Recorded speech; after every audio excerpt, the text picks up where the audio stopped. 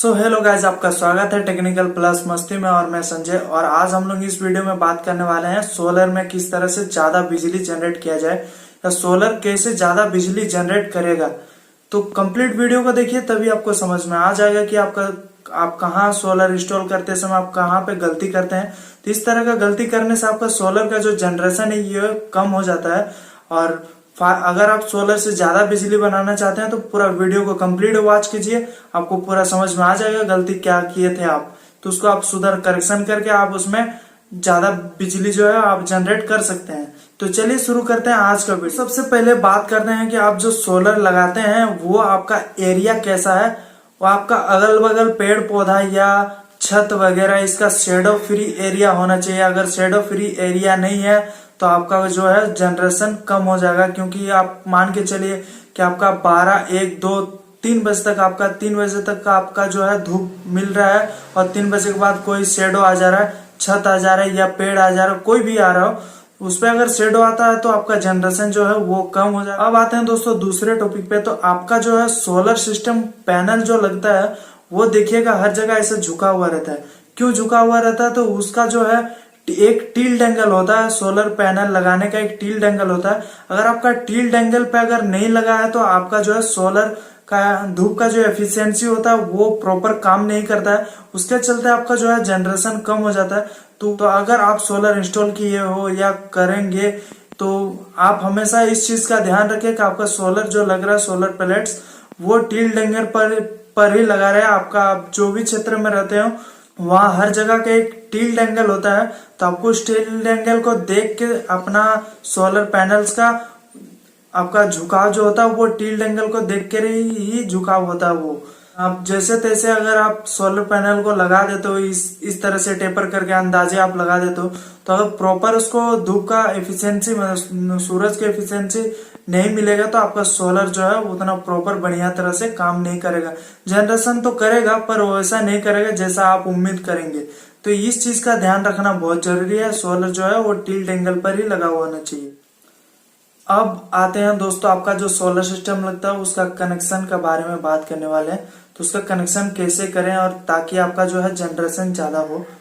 जैसे कि आप सोलर पैनल्स जो है आप देखे ही होंगे, तो सोलर पैनल्स में 2 वायर रहता है, एक पॉजिटिव रहता है एक नेगेटिव रहता है, मतलब एक माइनस और एक प्लस रहता है।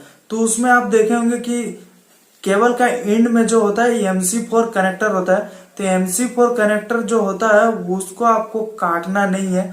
अगर आप पैनल के MC4 कनेक्टर को काट देते हैं तो वो जो है आपका वहां से आप जब भी उसमें कनेक्शन करोगे या कोई तो केबल लाके उस पर आप जोड़ोगे ताकि आपका इन्वर्टर में लेके जाएंगे, तो इन्वर्टर में जो आप जब आप उसको आप लेके जाएंगे तो वहां पे जब जोड़ेंगे तो वो हो जाता है, वो लूज कनेक्शन होता है, प्रॉपर कनेक्शन नहीं होता। वहां आपको DC लॉस होता है और DC लॉस होगा तो मतलब आपका जनरेशन वहां पे थोड़ा घट गया और आपको पूरा जो है जनरेशन आपको नहीं मिलेगा। तो इस चीज का भी ध्यान रखना कि आपका जो कनेक्शन होता है सोलर पैनल्स का वो MC4 कनेक्टर से ही करे, ना कि आप काट के उसको तार से मोड़ दे और काम चलाओ काम कर दिए। तो इस तरह का आपको नहीं करना है। इसमें भी आपका जो है सोलर का जनरेशन में थोड़ा मतलब बिजली जो बनता है वो कम हो जाता है।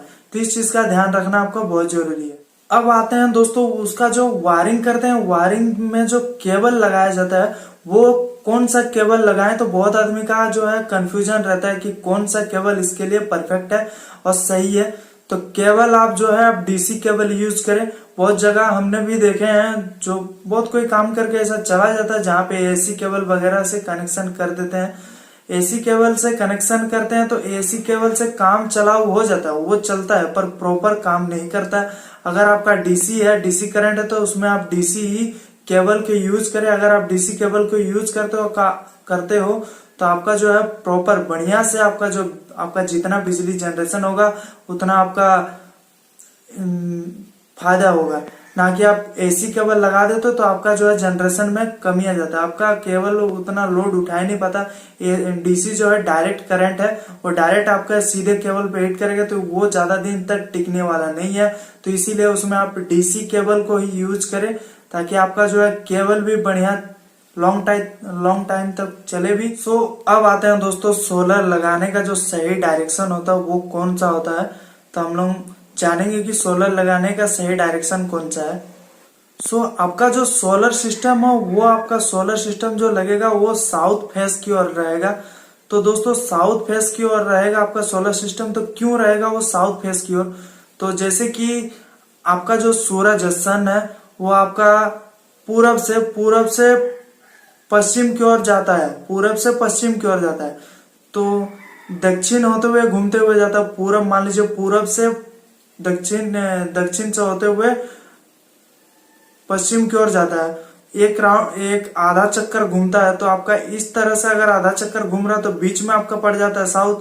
तो साउथ अगर जहां पड़ेगा वो क्या होता है कि आपका सोलर पैनल में जो है कंटिन्यू जब तक सूरज निकला हुआ रहेगा तब तक आपका जो है वो धूप आपको सोलर पैनल पे मिलता रहेगा आपका पूरा कंटिन्यू।